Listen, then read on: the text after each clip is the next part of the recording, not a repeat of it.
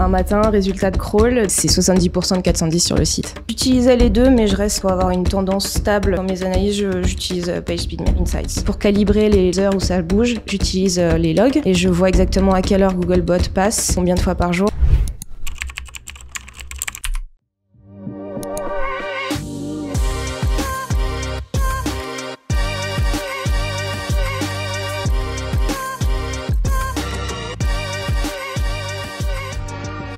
Avant de démarrer, un mot rapide pour remercier notre sponsor, Paperclub. Paperclub, c'est une plateforme de netlinking que vous pouvez utiliser pour acheter vos liens. On en reparle plus en détail au cours du podcast, avec une petite surprise pour vous. Allez, c'est parti. Bienvenue sur Position 0, le podcast SEO. Je suis Lucas et là je suis avec Thomas. Thomas, comment tu vas ? Écoute, ça va très bien, hein. On enchaîne, on n'arrête pas. Ça s'arrête pas. On est très content parce que là on reçoit Julie qui travaille pour GetAround, qui est Head of SEO chez GetAround. Je vais vous la présenter tout de suite, il y a des belles histoires à raconter. Et je te laisse tout de suite présenter, parce qu'on a encore un invité de folie aujourd'hui, hein. Invité de marque, une invitée de marque. Salut Julie, comment tu vas ? Super, merci. Eh ben écoute, bienvenue dans le podcast, on est très content de te recevoir. Donc Julie, pour parler un petit peu de toi, 7 ans d'expérience dans le SEO, grosse passionnée du SEO technique, donc on va en parler. D'ailleurs, dernière partie de ce podcast, c'est la crème de la crème sur lequel on se focus vraiment sur la spécialité de notre invité. Donc on va parler de tout ça, restez bien jusqu'à la fin, je sais qu'il y a du bon feedback. Petite anecdote sur Julie, elle a vécu 2 ans à Strasbourg, donc ça me fait très plaisir, moi qui suis strasbourgeois, très content. Et autre anecdote d'ailleurs, juste avant on a eu Valentine qui occupait ton poste de Head of SEO juste avant toi chez GetAround, donc c'est trop marrant de voir les croisements et toutes les rencontres qu'on peut faire grâce à un podcast, on en parlait tout à l'heure en off. C'est juste ouf. Je rajoute encore une anecdote. Vas-y, rajoute. 3 personnes dont le père est alsacien autour de cette table. Ah, c'est vrai. Et tu sais quoi, je rajoute encore une anecdote. Non, j'en ai plus, j'arrête. Au bout d'un moment, faut pas déconner quand même. Bref, Julie, pour parler de toi, t'as travaillé au SEO, donc au départ chez Le Parisien, donc le journal. Et maintenant, tu es Head of SEO chez GetAround. Alors, GetAround, beaucoup le connaissent peut-être encore sous le nom de Drivey, qui était l'ancien nom de la marque, qui est un site de location de voitures, d'utilitaires, et je pense sûrement de plein d'autres choses, qui est le leader mondial de l'autopartage. Et ça, c'est beau. Ouais, c'est beau. Est-ce que j'ai oublié quelque chose ? Non, c'est très bien résumé. Concis. Génial, ouais. Trop bien. Je propose qu'on commence la marmite du SEO. Tu nous lances. Boum. Allez, jingle pour la marmite du SEO. Alors la marmite, concept très simple, comme dans Astérix et Obélix. Je vais te demander comment toi, tu es tombé dans la marmite du SEO et surtout, pourquoi tu as décidé d'y rester ? J'y suis tombée par hasard, je faisais un stage de fin d'études. C'était en 2010, je termine mes études, master chez Sub de Pub, et il fallait trouver un stage de fin d'études. Je vois une offre qui dit on cherche une belle plume, j'y vais parce que à l'époque je savais écrire. Et en fait je tombe dans du SEO, c'est de la rédaction SEO. Donc j'ai fait ça pendant plusieurs mois. Et puis ensuite il a fallu trouver un vrai job parce que c'était un stage et qu'on était en 2010, c'était juste après la crise de 2008, donc moment un peu compliqué. Donc je fais des relations presse d'abord, que je déteste. Et donc, je me dis, il faut que je me bouge. Et à ce moment-là, la boîte pour laquelle je bosse a des impératifs digitaux. Et c'est comme ça que je reviens vers le SEO et que je me reforme au SEO concrètement. On est beaucoup tombé dans le SEO avec la rédaction. Moi, c'est pareil, j'avais commencé en copywriter, rédacteur, et force de créer des articles, de voir qu'ils peuvent se positionner, c'est vrai que je dis, le SEO, c'est cool aussi. Je peux poser mes articles et faire en sorte qu'ils soient lus. Et du coup, c'est trop bien, c'est excitant. Et moi, c'est pas tout pareil que toi sur la marmite. Et c'était quelle société, du coup, si tu veux ? C'était une société dans le secteur agricole. Ok, d'accord. Donc, au départ, pour rédiger là-dessus, ça doit être particulier, je pense. Mais... la partie stage, c'était un site de référencement des restaurants à Paris. Okay. Donc, il y avait la partie SEO et je testais des restos aussi. C'était très cool. C'est comme ça que tu rentres dans l'engrenage. Moi, tu crois que tu vas écrire sur des restos, tu tombes dans le SEO. Ça s'arrête plus après. Ça s'arrête jamais. Trop bien. Super, du coup, c'est bien parce qu'il y a cette partie rédac web que que tu as pris au début en cœur d'expertise et aujourd'hui tu as développé la partie technique. Beaucoup ce que tu nous racontais. Et donc aujourd'hui, qu'est-ce qui te plaît le plus dans le SEO? Est-ce que c'est toujours le contenu ou est-ce que la technique a pris le dessus par exemple? La technique complètement, parce que après cette étape-là de consolidation du bloc SEO dans la boîte où j'ai bossé ensuite, où là je me suis formée, je suis partie 6 mois, j'ai pris un congé sabbatique de 6 mois dans la boîte pour laquelle je bossais, et je suis partie 6 mois en agence à Londres bosser pour le SEO. J'ai fait du link building toute la journée, hein, y a pas de stagiaire à 500 livres par mois. Qui nous regardent peut-être, qui ne comprennent rien du coup. Sauf là, il y a plein de Français. Il y a plein de Français à Londres, les Français à Londres, on vous salue. Grosse commu, ouais. Et une formation de 2 jours avec Olivier Andrieux à ce moment-là, et puis premier SEO Camp à Nantes. Novembre 2014, donc là je prends vraiment le pas et c'est les premiers je crois, non oui, c'était très, je crois que c'était le début, chez IPTech, c'était marrant. Et donc j'étais dans l'amphithéâtre et je me demandais de quoi il parlait, mais c'était trop cool déjà. Et ce qui m'a plu, c'est aux Parisiens, c'est le volet full technique, puisque au niveau de ton contenu, t'as les journalistes qui s'en occupent, donc tout le volet technique, je suis tombée dedans à fond, quoi. C'est intéressant parce que je crois que t'es la seule qu'on a vu qui a bossé pour un site d'actualité du coup. Et on pourra poser quelques questions là-dessus parce que j'imagine du coup c'est une question qui me vient et on parlera après, c'est comment ranker aussi sur des sujets d'actualité. Il y en a plein que ça intéresse, tu vois, on pourra en reparler un peu. Il y a aussi avec le Google Discover, avec la partie actualité dans Google, comment positionner des mots-clés sur des requêtes d'actualité, des requêtes chaudes. Donc c'est intéressant, on en reparlera après. Mais juste avant ça, j'ai une dernière question à te poser sur le format La Marmite. C'est là, si tu me devais me donner, c'est une question que j'adore, si tu devais me donner ton meilleur souvenir en SEO, si tu devais en retenir qu'un, ce serait quoi? Avec toutes ces années passées.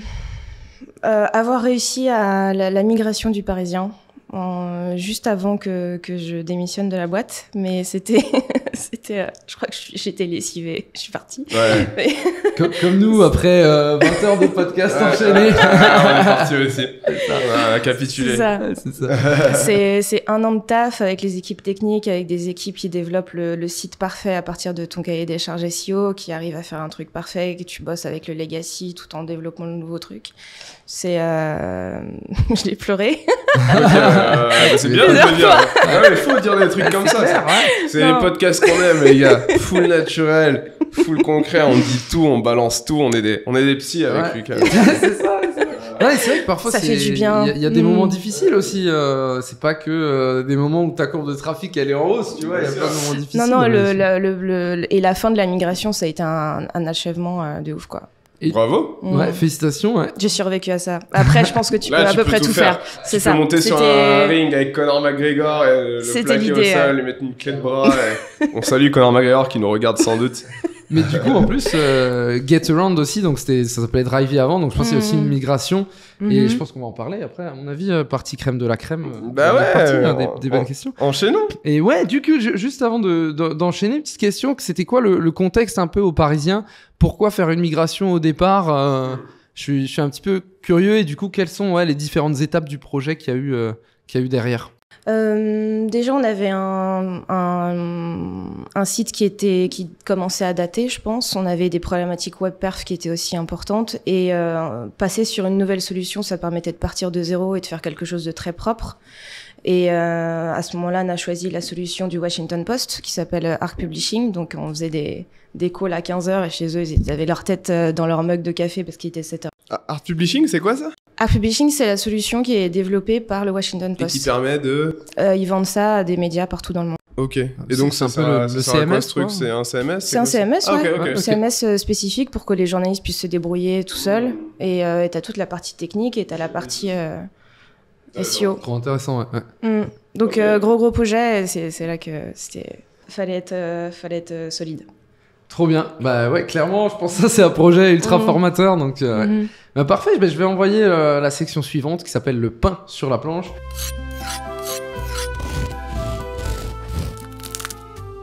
Le concept du pain sur la planche, c'est tout simple, c'est un petit peu raconter ta journée SEO, tu vois comment ça se passe, qu'est-ce que tu fais. Et du coup, raconte-nous un peu ce que c'est une journée SEO chez GetAround. Alors, je me lève le matin, le premier truc que je fais, c'est de checker mes rankings. Tu manges pas, non? Non. Pas de café? Je veux savoir tout de suite si je vais passer une bonne journée ou pas. Ok. Donc, c'est pas conditionné par le lait, céréales ou par le jus, c'est conditionné par... Le sucre, non, c'est pas trop... Non, le boost, c'est ranking. C'est mieux que le jus d'orange. C'est beaucoup mieux. Le jus SEO, d'ailleurs. Ouais, ça contient beaucoup de vitamine C. C'est vrai. Donc, ouais. Et puis, ça commence par un peu de lecture, un peu de veille. Qu'est-ce qui s'est passé, des choses que je vois passer sur LinkedIn. Il y a de très bon contenu sur LinkedIn, sur Twitter, des newsletters, tout ça. Et après, je vais au bureau. et là, en fonction de la semaine, il peut y avoir dans la journée des réunions avec le produit. J'appartiens à la Booking Squad, donc on a des réunions produits, design, tout ça, où le SEO peut être là en support s'il y a des questions. Suivi de la roadmap SEO aussi. Qu'est-ce que j'ai en cours au niveau technique? Est-ce qu'il y a du contenu qui a été livré par l'agence et que je dois ajouter? Et puis, voilà, il y a une routine comme ça qui se met en place. Et puis, parfois, il y a des gros projets en cours où il faut... c'est une petite charrette, quoi. Dans le mois, de temps en temps, ça arrive. Et actuellement, quels seraient un petit peu les gros projets, les gros chantiers que tu as du coup sur 2023? On a déployé pas mal de choses testées en France qui sont validées maintenant. Et là, l'idée, c'est de déployer dans les autres pays où on est présent en Europe. Ok. Du coup, vous utilisez toujours un peu la France comme marché de test potentiellement, c'est ça? C'est le plus gros, donc c'est là où ça va le plus vite dès que tu changes quelque chose. Combien de pays tu as dit combien de pays 8 pays. 8 pays, d'accord. Dont les États-Unis, mais du coup en Europe, il y en a 7. De la Norvège jusqu'à l'Espagne. Ok, donc ok. Trop bien. Ok. Putain, mais du coup, j'imagine, alors c'est une question qui me vient tout de suite. J'imagine l'un des mots-clés les plus importants pour vous, c'est location de voiture. Et aussi location de voiture plus la ville en local. Et comment on rank sur un mot-clé si concurrentiel, quoi? Location de voiture. Ça prend beaucoup de temps et ça bouge tous les mois. C'est pour ça que je te dis parfois. Vous êtes combien là dans la serve sur ce mot-clé? On est une vingtaine de gros acteurs. Okay. Si tu comptes en fait jusqu'à la page 2 où tout bouge tout le temps. Et vous êtes positionné où à peu près? Les bonnes journées, on est 7e. Ok. Et les mauvaises journées, on est plutôt 15e. Déjà, 7e, okay, les gars, pour... on parle toujours de la position 1, 2, 3, mais 7 sur un mot-clé comme ça, je peux vous garantir que ça rapporte quand même du trafic. Ouais. Tu pourras dire aussi... Oui, carrément. Ça, c'est un apporteur de clics. Et puis après, on parlera aussi de l'intention du mot-clé, les intentions de mots-clés locaux versus plus généralistes, location voiture, location utilitaire. L'intention est différente. On prend la température. Des variations et des extensions. Exactement. Super intéressant. On va en reparler juste après. Ouais, clairement. Questions dans le pain sur la planche avant ça. Exactement. Et du coup, location de voiture... plus ville, vous avez combien de pages un peu pour se faire une idée? Est-ce que tu as une idée de ça? Je pense qu'on en tourne autour de 2000 villes. Ok.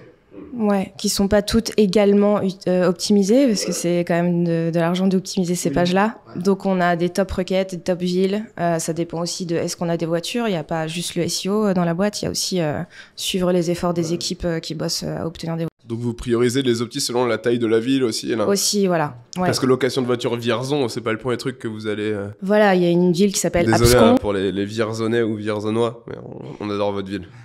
Il y a une ville qui s'appelle Abscon, j'ai proposé qu'on s'en sépare. Voilà. Abscon? Abscon. Je savais pas où elle est où cette ville en France. Aucune idée. Okay. Mais tiens, comme tu mentionnes Paper Club, j'en profite, on a dit qu'on en reparlerait un petit peu. Donc Paper Club, c'est notre sponsor sur ce podcast. Ça nous permet d'avoir de super invités comme Julie, d'être dans un super studio et voilà, d'avoir un truc super quali. C'est une plateforme de netlinking, vous pouvez l'utiliser pour racheter vos liens. Il y a plus de 35 000 sites, c'est 38 000 sites il me semble au total sur lesquels vous pouvez choisir vos liens. Et un peu plus même maintenant, je crois 39 000.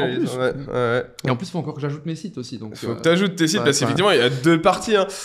On peut à la fois aller chercher des liens pertinents pour pousser certaines pages, notamment des pages transactionnelles qui ont généralement un peu plus de mal à recevoir des backlinks, mais on peut également, comme Lucas, si vous avez un ou plusieurs réseaux de sites, eh bien, vous pouvez tout simplement vous faire un petit peu d'argent. C'est faire du biz, comme ils l'appellent sur la plateforme, sur Paper Club. Donc il y a la partie annonceur et il y a la partie où on va vous proposer à chaque fois, chaque mois, des personnes qui veulent être présentes sur vos liens. Par exemple, dans le cas de Lucas, si une personne a envie de référencer un contenu autour de la bière, elle va taper la thématique bière, elle va trouver Brew Nation de Lucas, et boum, elle dit ok, je vais écrire un article invité sur Brew Nation sur cette thématique. Lucas va automatiquement recevoir une notification et après ce sera à lui, bien sûr, parce qu'on donne toujours le choix de dire ok, oui ou non. Et après, si oui, il reçoit automatiquement l'argent. Plateforme hyper pratique et en plus vous avez un code pour le premier lien, c'est le code position 0, donc vous avez 30% sur votre premier backlink et puis le code sera en description. Bon, après comme je dis souvent, c'est le nom du podcast, donc à un moment si vous oubliez le code les amis... et c'est aussi valable pour toi, le code fonctionne aussi pour les invités. Merci. Et du coup je reviens aux questions. Ton plus gros apprentissage depuis que tu gères le SEO chez Getaround? Je pense que chez Getaround, la notion et les valeurs d'un post in-house se sont un peu plus concrétisées à mes yeux. Il y a beaucoup de sujets. Le SEO est de toute façon un job transverse dans une boîte. Là, c'est important d'écouter tout le monde, d'arriver à mettre tout le monde autour de la table et à faire en sorte que tout le monde soit content et qu'en plus, il y ait une petite touche de SEO qui fasse qu'on arrive à ranker sur les efforts de ces boîtes. Donc, le SEO vient en support, en soutien de tout le monde. Et t'es obligé de bosser avec toute l'équipe dev, toute l'équipe technique. J'apprends énormément à chaque fois que je croise un dev. Je comprends pas toujours tout ce qu'il me dit, mais c'est hyper intéressant. Un langage spécifique dev. Ouais, mais en fait, t'es obligé d'avoir un minimum de LV1 dev, sûr. Parce que sinon, déjà, il comprend pas ce que tu veux, et toi, tu comprends pas ce qu'il dit. Et t'arrives pas à le mettre sur la bonne longueur d'onde, tu t'arrives pas à lui dire pourquoi il bosse, ça, c'est pas où il va. Ça, ça s'est fait plutôt naturellement en interne. L'évangélisation en interne, le SEO, c'est important. Je suis arrivée dans une boîte qui était déjà bien SEO friendly, j'ai pas eu de blocage. Par contre, ce qui est important pour moi, c'est d'impliquer toujours les équipes et de faire des reportings. Pour moi, un dev peut pas bosser sans savoir ce qu'a donné la feature qu'il a implémentée. Donc, par respect et parce que c'est légitime, je fais aussi de l'évangélisation comme ça au long cours. Super tips, et du coup, ça c'est quelque chose, je trouve c'est super important, c'est qu'effectivement souvent on va faire quelque chose même en SEO, mais on va oublier surtout quand tu es dans une grosse boîte, de partager les résultats que tu as eu. Ouais. Et c'est important non seulement pour toi, mais c'est important aussi de les partager pour les personnes qui ont bossé avec toi sur ce sujet. Ouais. On a un Slack channel SEO, et puis ceux qui veulent s'abonner s'abonnent, ils viennent lire mes blagues complètement nulles, mais... On adore les blagues nulles sur ce podcast. On va s'abonner au Slack. Ça anime le fil, parce que le SEO peut être rébarbatif, à un moment donné c'est parfois un peu la même chose. La méta, voilà, donc j'essaye de rendre ça un peu plus sexy, et puis je pense que j'arrive à avoir de l'adhésion et à la garder en fait, parce que l'adhésion elle était là avant que j'arrive.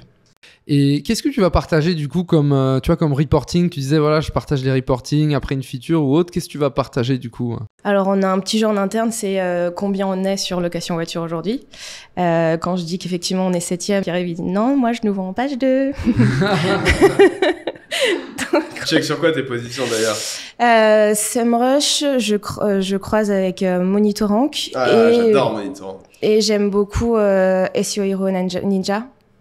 Qui est très cool pour voir en fonction des serveurs là où tu es. J'aime bien tout cross-checker quoi. Trop bien, trop bien. Super intéressant. Super intéressant, ouais. Et du coup, on parle outils. Quel est l'outil dont tu peux pas te passer en SEO? OnCrawl. OnCrawl, ok. Il revient beaucoup, hein. Ouais, il revient beaucoup. OnCrawl, généralement, ce qui revient beaucoup, c'est OnCrawl sur les gros sites et Screaming Frog sur les sites un peu plus petits. J'aime beaucoup. J'ai aussi Screaming Frog. En fait, on a des petits sites. C'est juste que OnCrawl, tu l'automatises. Ça fait des superbes graphiques. On vous met le lien de OnCrawl dans la description. Superbe outil technique. Hein. Et boîte française en plus. Boîte française. C'est très cool aussi. La liste de logs, tu branches tes logs et puis tu peux brancher en fait tous les outils. Tu branches la Source Console, tu branches le podcast Position 0. Absolument. Pour avoir bien sûr. Les épisodes, exact. C'est mal, on en parlera à Zapier. La roulette. Trop bien, on passe à la roulette. Allez, hop.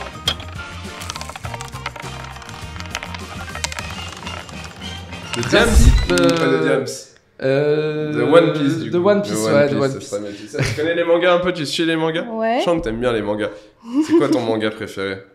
Ah, j'ai bien aimé Naruto. Ah voilà, enfin. Il a fallu 9 épisodes avant que... Le principe de la roulette, c'est très simple. Tu tires un papier, tu le lis forcément à l'oral, et du coup, il y a une petite question dessus. On te laisse y répondre. Je peux mentir? Non, tu n'as pas le droit de mentir, on ne ment pas sur ce podcast. Ouais, il n'y a pas de mensonge. Sauf sur les âges. Sauf sur le black... Sur le Black Hat. PageSpeed Insights ou GT Metrics? Yes, donc PageSpeed Insight, GT Metrics sont 2 outils pour connaître la vitesse de chargement d'un site web, en gros. Voilà. Dis-nous un peu. J'utilisais les deux, mais je reste, pour avoir une tendance stable dans mes analyses, j'utilise PageSpeed Insights. Ok. Et qu'est-ce que tu... typiquement sur GetAround, quand t'es arrivé, donc ça fait 3 ans que t'es là-bas maintenant, qu'est-ce que t'as observé, peut-être sur PageSpeed Insight, vitesse de chargement ou autre, et est-ce qu'il y a des trucs que t'as mis en place ensuite? Ah, ça a été un outil... ça, c'était un très beau projet. Google qui annonce sa WebPerf Core Web Vitals en mai 2021. J'en parle au dev fin 2020. Et il me semble que dès octobre, ils commencent à bosser dessus. Donc 6 mois de taf pour passer de 40 sur 100 à 90 sur 100. Ils ont super bien bossé, ouais. Ouais, c'est clair. Et qu'est-ce qu'ils ont fait du coup un petit peu? Est-ce que tu peux dire 2-3 actions Je sais qu'il y avait des scripts qui étaient loadés par défaut sur toutes les pages et toutes les pages n'en avaient pas besoin. Donc ça, typiquement, on se débarrasse ils se sont débarrassés de scripts qui n'étaient pas utiles. Ta vitesse de chargement. Ouais, rationaliser l'implémentation, quoi. Super intéressant. Moi, ce que j'ai... par le passé, j'ai eu 3 choses vraiment sur la vitesse. Alors déjà, il y a les images, hein, forcément. Ça, c'est la base et c'est front-end. Et nous, en tant que SEO, on peut le faire. On n'a pas besoment de demander à une équipe de dev. Donc, éviter de prendre des grosses images sur un splash. En plus, il y a des plugins. Sur WordPress, il y en a 2 que je conseille beaucoup. WP Rocket. Pardon, un plugin de mise en cache, parce que la mise en cache, ça permet de bien réduire la vitesse de chargement. Et Imagify aussi, que je recommande, qui permet de compresser directement la taille de vos images pour que vous n'ayez pas à la faire à la mano. Mais globalement, les règles sur les images, c'est éviter les PNG et favoriser les JPEG et essayer de ne pas dépasser les 100 KO si possible sur les images présentes dans un article ou dans une page. Deuxième point aussi qui améliore énormément la vitesse de chargement de ce que moi j'ai testé, c'est la rapidité des serveurs et les serveurs sur lesquels tu vas héberger ton site. Alors, le grand classique, hein, quand on ouvre un site, c'est de prendre un hébergement partagé. Un hébergement, c'est comme un parking, hein, c'est-à-dire qu'on prend un parking qui est partagé avec des milliers de personnes. Et donc forcément, dès qu'on commence à avoir du trafic, là, tu peux plus rentrer autant de personnes sur ton serveur. Et moi, c'est quelque chose que j'ai vu quand même, ça pouvait vraiment impacter la vitesse de chargement. On l'a vu chez l'Alimentor aussi, hein, dès qu'on a changé le page launch allait beaucoup plus vite et changer le builder, changer plein de choses et ça s'est vu cache dans les positionnements. Et je fais une petite dédicace à Scalingo, qui est une entreprise dans laquelle j'étais Head of Growth. Et qui fait de l'hébergement web entièrement hébergé en France. Donc, je conseille. Je sais pas si GetAround est dessus, mais voilà, je conseille. Je crois que non. Ok, question, peut-être petit truc suivant. Comment ça se fait qu'il y en a une qui est déjà dépliée là? Ça triche. Ah, c'était Valentine, je pense. C'est pas moi. Vas-y, tu peux tirer. Ta pire galère SEO. C'est comme des bons papiers qui sortent pour l'instant. Ah non. C'est pas obligé une galère technique, ça peut être une galère que toi il t'est arrivé un truc marrant. C'était marrant pour moi, pas trop pour les boss. Là, ça c'est du teasing de copywriter. C'est un matin, résultat de crawl. Donc vraiment le matin, je me lève, je regarde les core metrics que je peux. Ta routine quoi. Ma routine, et c'est 70% de 410 sur le site, sur un de nos sites. 410, rappelle peut-être juste pour... Donc 410, c'est page gone, et la différence avec une 404, c'est que tu dis à Google, la page est partie, mais reviens plus tard parce qu'elle va être nouvelle en ligne, et 410, ça veut dire reviens jamais, parce qu'elle est partie et elle reviendra. Donc là, ça réveille plus que 10 cafés, ça. Ouais, là c'était, j'ai eu envie de me cacher d'abord. J'ai dit qu'est-ce que j'ai fait, et tu te souviens de la dernière MEP en fait où tu as effectivement fait supprimer des pages sur le site. Ça a été un très bon produit, très bon projet avec ta squad, très bien mené. T'as recetté, effectivement les pages répondaient bien en 410. Et en fait, on a oublié de supprimer les liens internes qui pointaient vers ces pages en 410. Et du coup, des dizaines de réponses 410 donc sur le crawl, c'est ça? C'était genre, j'ai lancé l'alerte auprès de la Booking Squad, ça a été résolu en 3 heures. dans la journée, quoi. Vraiment. Super. Ouais. Ah ouais, ok. Du coup, Oui, bien sûr. Pour nos auditeurs, comment éviter ce genre de problème pour pas que ça arrive, si tu veux leur dire un petit mot? Déjà, on a fait un post-mortem, effectivement, mortem, ça portait bien son nom, et on a mis en place des process pour que ça se reproduise plus, et notamment, du genre, moi déjà, je me suis excusée. Et Bon process.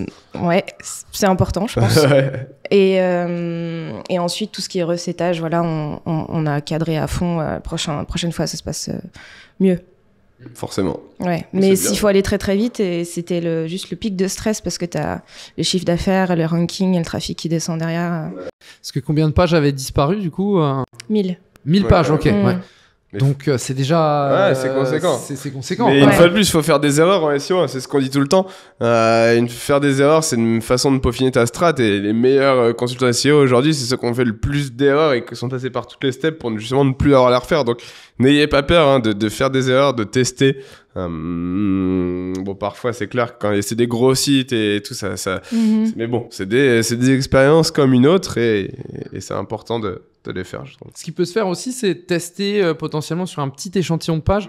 Je sais que chez Skyscanner, on faisait beaucoup ça. C'est-à-dire qu'on allait prendre, quand on voulait faire n'importe quel type de test, spécifiquement 100 pages avec 100 autres pages qui étaient suffisamment similaires. Et ensuite, on allait faire le changement pendant un mois et au bout d'un mois, comparer statistiquement s'il y avait eu une différence notable. Ça peut être une petite solution aussi de réussir à tester. Voilà. Les 1000 étaient un échantillon, c'est juste que tout le lien interne, tous les liens dupliqués sur plein de pages différentes, ça a fait exploser le score, quoi. Ça peut aller très vite. Ça va très, très vite. Troisième papier. Et dernier, sauf que t'en as tiré combien déjà? 2? Allez, 3 maintenant. Weekend chill ou side business? Ah. Oh, elle est facile celle-là. Ouais. Alors Oui, ça, c'est une question pas tout à fait SEO, mais on Ouais. a rajouté quelques autres questions. J'ai adopté un petit chat, donc c'est carrément weekend chill, désolé. Trop bien, trop bien. On salue tous les petits chats de France qui nous regardent. C'est le gros forçat, il salue tout le monde. Et Bah, toi, weekend chill ou side business? Alors moi, c'est soit week-end sportif ou side business que j'ai du mal à chiller, le grand hyperactif que je suis. Donc très très sport à fond, même la semaine. Mais sinon, après quand t'es en free, c'est différent. Hein. T'es un peu en side business tout le temps. Donc ça dépend. Après, je sais pas trop la différence entre week-end, semaine, vu que je bouge souvent et que la routine n'est jamais la même. Donc je dirais sport et side business et kiffer, aller dans la nature, marcher, grimper aux arbres. Et voilà quoi. Le top. Est-ce qu'on passerait pas à la crème de la crème? Passons à la crème de la crème. Crème solaire ou crème Non, crème fouettée? là, on est sur la cuisine. Ici. Crème fraîche. Ah, Crème ouais, fraîche. sur la Ouais, cuisine, crème ouais. fraîche. C'est pour toi? Je te laisse lancer ça. C'est pour moi, crème de la crème.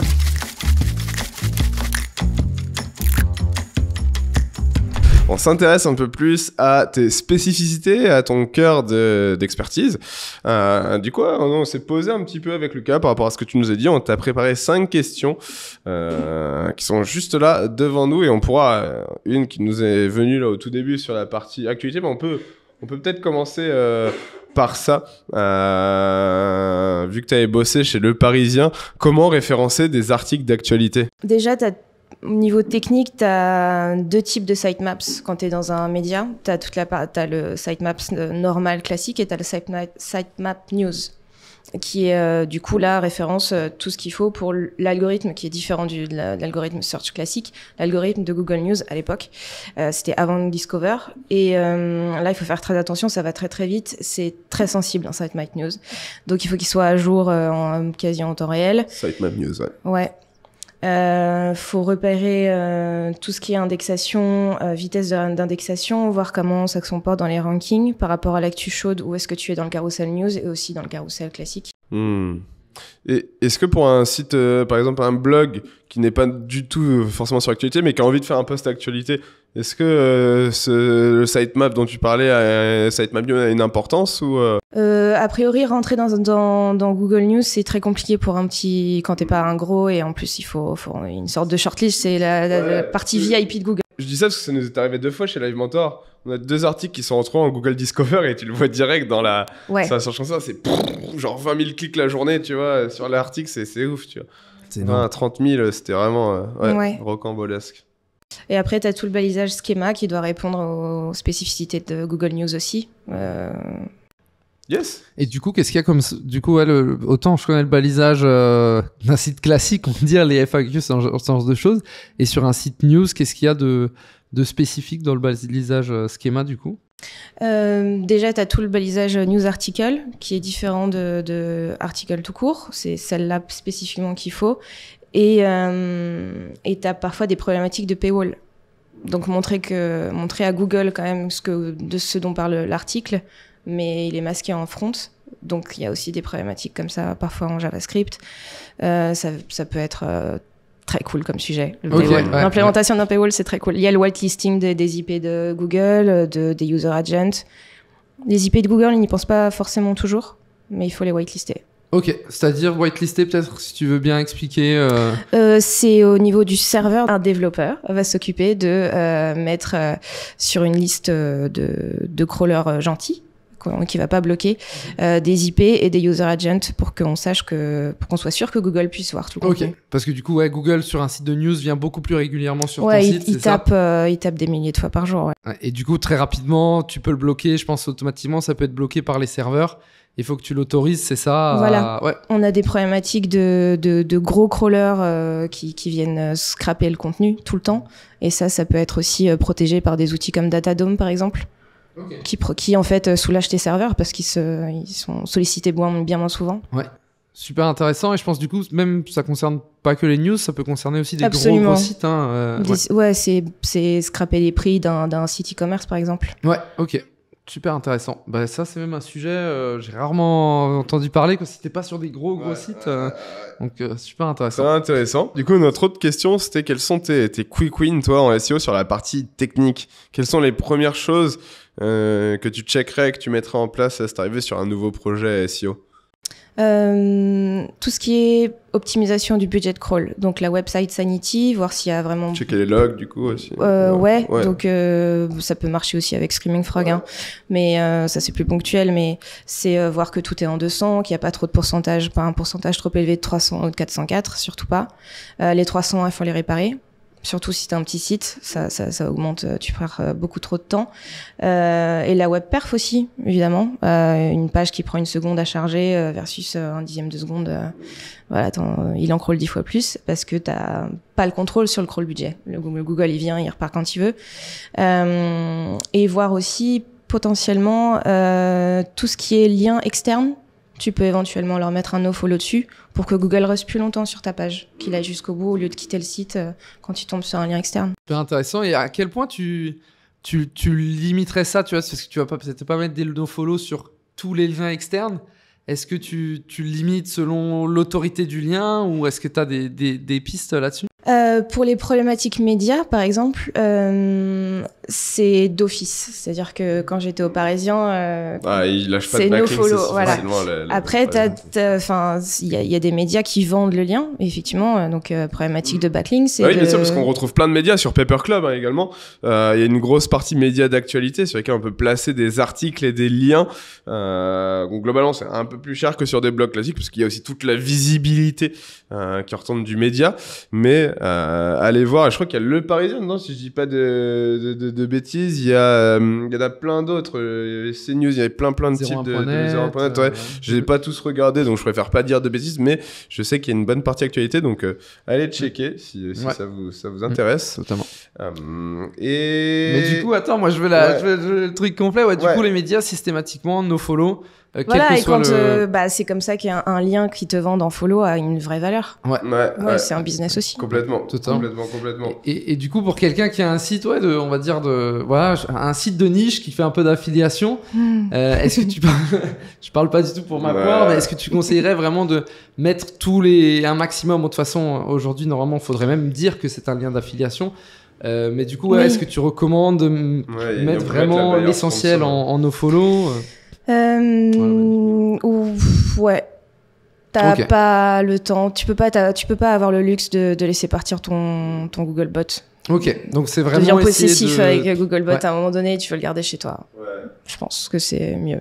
Et après, maintenant Google, pourrait tout de même, ça a un peu changé la règle là-dessus, il pourrait tout de même prendre en compte quand même les liens nofollow. Et nous, typiquement, la règle chez Live Mentor sur peu importe le contenu qui se trouve, on limite à 1 à 2 liens externes grand max qui sont en dofollow pour la plupart, mais on met pas d'autres liens, tu vois. Donc on évite de mettre des dofollow et les liens qu'on mettait en dofollow, on s'est dit on les met en dur quoi, sans rien, tu vois.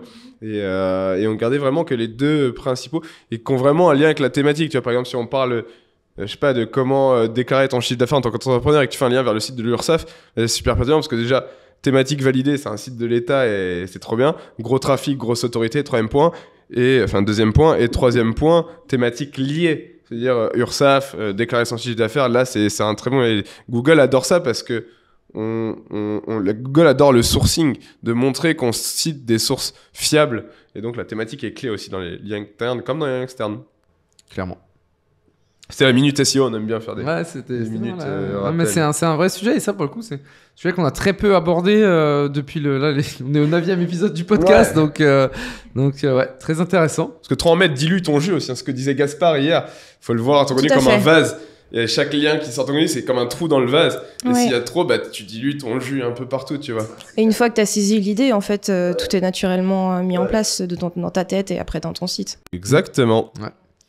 Et du coup, ouais, je vais encore en faire une, j'ai encore envie de creuser. Du coup, je pars plus maillage interne, ça touche toujours un peu la technique, mais pour garder encore plus Google chez toi, quelles sont les stratégies de maillage interne, donc de lien interne que tu mets Ça, je l'ai appris aux Parisiens, c'est les blocs de rebond en bas d'articles qui te permettent de trouver, d'aller lire ailleurs. C'est utile aussi pour les utilisateurs. Et, fonctionne comment ça, les blocs de rebond ?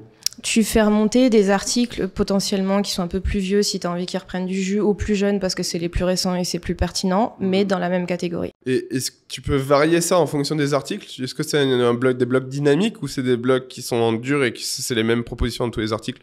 Je vote pour tout ce qui est dynamique, moi. J'aime bien quand ça bouge sur une page où tu envoies un peu de liens, que tu le répartis correctement, en fait, ton jus de liens. Et comment tu mets ça en place ? Tu utilises un plugin ? Comment tu mets ce bloc en place ? Moi, je travaille avec des devs. Ok, donc c'est les devs qui, en fonction de l'article, tu vas dire, ok, ceux-là, ils sont pertinents à linker. Et donc, boum, il s'occupe et il fait des variations. Ouais. À la mano ou c'est automatisé, les variations ? C'est automatisé. Ok. C'est automatisé. Intéressant, ça. Ouais. Et il va y avoir du coup des tags, j'imagine, sur le sujet d'article, et c'est à partir de là que ça va linker ou... Je suis pas fan des pages tags. Je pars du principe que ça fait des duplicates de pages. Je préfère capitaliser sur une page catégorie qui répertorie un article. Un article n'est pas dans 2 catégories, par exemple. Et on reste clean comme ça, quoi. Ok, ouais, très bien. Et d'ailleurs, il y a pour ceux qui sont sur d'autres problématiques un peu plus petites, il y a sur WordPress un plugin qui s'appelle Yet Another Related Post ou Related Page, qui est assez facile à utiliser pour faire un peu ce genre de choses. Alors, on n'est pas au niveau ultra avancé, mais pour quelqu'un qui aurait un petit site de 1000 pages, à chaque fin de page, ça va te recommander une page que ce plugin, cette extension juge similaire ou autre. Et ça peut être effectivement intéressant. Si tu veux aller plus loin, il y a le balisage schéma Related Links. Link, d'ailleurs, qui est au singulier. Faut pas se tromper quand tu l'implémentes, sinon ça marche pas. Ah oui. C'est vrai. Et là, ça pousse vraiment auprès de Google direct ce qu'il peut aller lire de relatif. Link Whisper aussi, qui est super bien, un plugin WordPress pour le maillage interne que j'aime beaucoup. Très intéressant, très clair. J'enchaîne sur la question suivante. Quelles sont, selon toi, les grosses prios techniques et comment tu les priorises en interne ? Actuellement, le gros sujet qui m'a occupé et qui m'a travaillé, c'est l'internal linking. Donc, comment savoir, parce qu'évidemment, on a effectivement une problématique locale, c'est plein de villes, comment on leur envoie du lien depuis la homepage. Donc, il y a une idée de dynamisme aussi à ce moment-là, à partir de la homepage. On essaye de l'optimiser pour qu'elle serve à quelque chose, qu'elle soit moins statique. Je reste sur mon idée de budget crawl. C'est garder en tête que tu as des pages qui sont inutiles et dont tu peux te passer, donc en évitant d'oublier de tamiser 410 et tu les répares. Et après, tu as tout ce qui est balisage schéma, ce que tu peux optimiser. Il y a du balisage très très fin selon ton business. Je pense que c'est intéressant d'utiliser. Et pour tout ce qui est tech, je considère que c'est tech, c'est le balisage schéma qui te fait avoir de la conversion dans les SERP. C'est les petites étoiles de tes reviews que tu as reçues de tes utilisateurs. Ça, je trouve ça sympa d'avoir des petites étoiles. C'est juste business, quoi. De toute façon, ça attire le clic. Hein. T'as une étoile qui traîne. Ça te différencie des autres résultats. Oui, et ça rassure. Et du coup, le transfert de jus de la homepage, qu'est-ce que tu as mis en place chez GetAround, justement? On a un internal linking qui a été mis en place pour les villes. On a des blocs, des liens vers les villes qui ont été plus mis en avant, plus cliquables avec des jolies images. Voilà, le lien a pris de la valeur au lieu d'être juste un texte avec un lien ancré. Et ça, c'est aussi dynamisé, c'est-à-dire qu'on a un classement des top villes. Et on met comme ça dans ce batch de villes qui va bouger au cours de la journée.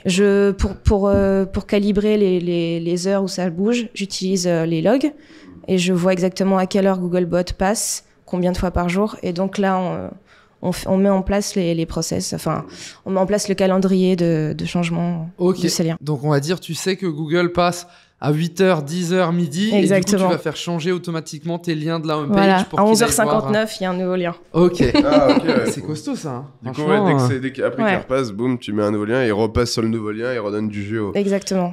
C'est hyper intéressant. Et d'ailleurs, tout à l'heure, on parlait du mot-clé location de voitures, mais est-ce que sur des extensions comme location de voitures électriques, vous êtes présent et mieux présent, du coup, aussi? On a ces produits-là, c'est d'ailleurs en fait la vision de la boîte. En 2030, GetAround a l'intention d'arrêter de prendre des voitures. Comment ça s'appelle ? Ouais, diesel quoi, ou à essence. Ouais, à essence. La turbine. Ça m'arrange pas ça, parce que moi j'ai une petite 307 qui est chez mes parents depuis des années qui sert à rien, comme je n'utilise pas la voiture. Donc je voulais la mettre sur GetAround. Donc ça rejoint la stratégie de la boîte qui est de valoriser l'électrique parce qu'on y croit, parce que c'est l'objectif de la boîte aussi de faire en sorte que la voiture devienne pas secondaire, mais que les gens pensent d'abord à des mobilités plus douces d'abord. Donc voiture électrique, c'est carrément un mot-clé stratégique en SEO, mais ça supporte aussi tout le taf qui est fait en interne par les autres équipes, quoi. Et c'est là où c'est motivant de pas juste faire du SEO. J'aime bien ta question, Tom, je la trouve super parce qu'effectivement, sur le côté SEO, il y a aussi le côté... J'adore quand tu me dis des trucs comme ça. Avec plaisir. Certes, tu peux faire location de voiture Strasbourg, mais j'imagine que vous allez aussi chercher du long tail, je sais pas, peut-être location 308 Strasbourg. Est-ce que c'est des pages que vous avez aussi? Là, t'es vraiment allé dans le long train look à fond. C'est très long train. Moi, j'ai une 307. Attention, 307. Oui, on a les pages marques, on a les pages type de voiture, on a les voitures, enfin, il y a des utilitaires, il y a des citadines, il y a plutôt des SUV, tout ça, tout est disponible. Donc, ça existe, ces pages-là existent. Est-ce que tu ranks sur comment aller dans le local de Luca Fancello dans son garage, demander à sa mère si je peux mettre en location ma voiture? T'imagines la requête? Non, mais en plus, c'est sur le parking, tu vois. Donc, non, mais en fait, j'y pense. Mais ouais, moi j'ai des potes, franchement, qui ont acheté même des caisses, ils n'avaient même pas utilisé, qu'ils ont juste foutu, tu vois, en loc. Et... Enfin, un bon side business aussi. C'est vrai, ouais. Ouais. On peut faire un article invité si tu veux. Ah bah avec grand plaisir. Tu mets la photo de la voiture. Ouais, ça me dit bien. Ouais.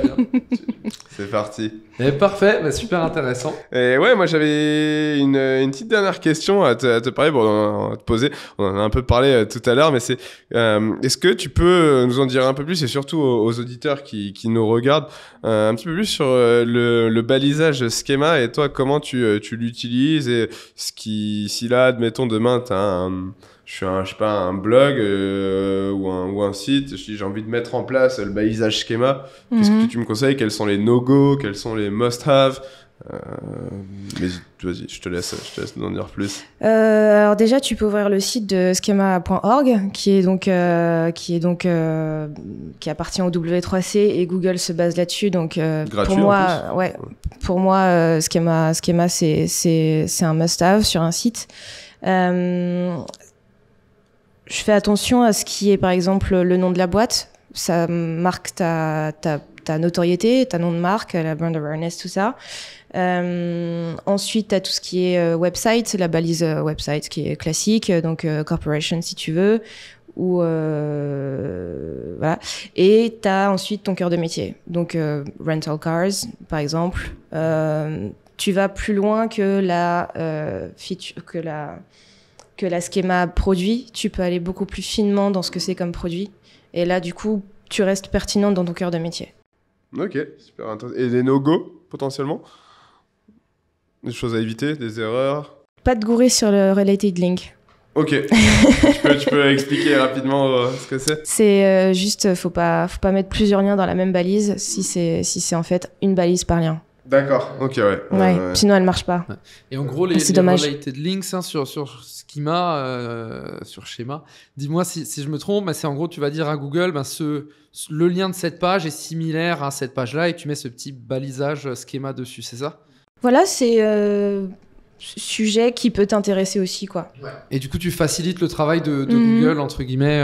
Oui, tu parles à Google dans la langue code. Sa langue, Google, ouais. Et comme tu ferais avec un bloc de rebond en bas d'un article. Donc à chaque fois, tu fais un balisage différent par...